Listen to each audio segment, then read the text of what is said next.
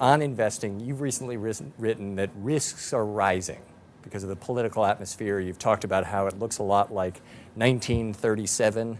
That sounds very scary. What do you mean by that? Well, let me clear up this.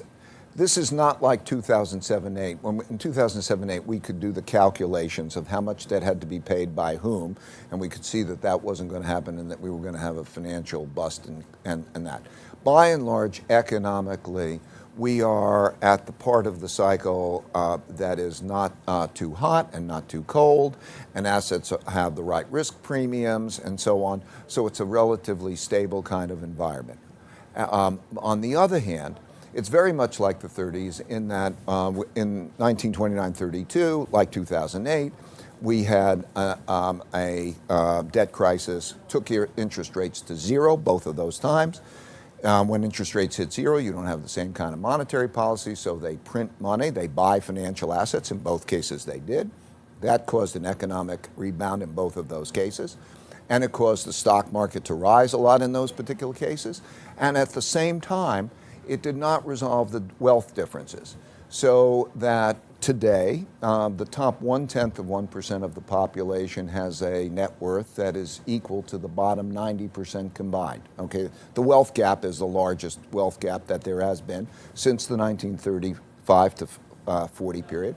And so while we have good conditions here, for the bottom 60% of the population, we have bad conditions. So the averages don't convey what the picture is because of this disparity. And so what was tapped into, and what we see, is there's a large percentage of the population who is hurting, and that there's a conflict between the haves and the have-nots, and liberal ideas and conservative ideas and all of that, and we are having a greater polarity.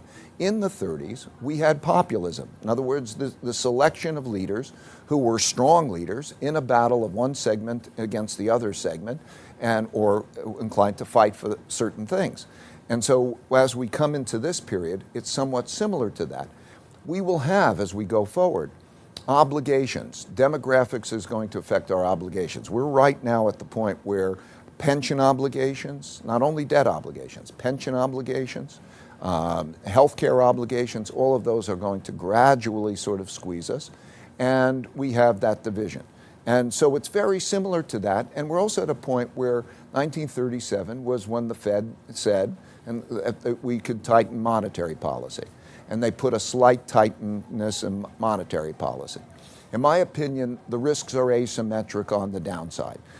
In other words, if you tighten monetary policy, certainly by more than is discounted in the market, and what's discounted in the market is a very minor rise in market, that will reverberate through asset class prices, as well as then you could have a situation in terms of the economy. So it's similar in that interest rates are close to zero, not much room on the downside, obligations are large, there is a political division, there is more populism, therefore there's more conflict, and therefore we need to be very careful at this moment. That's what I'm basically saying.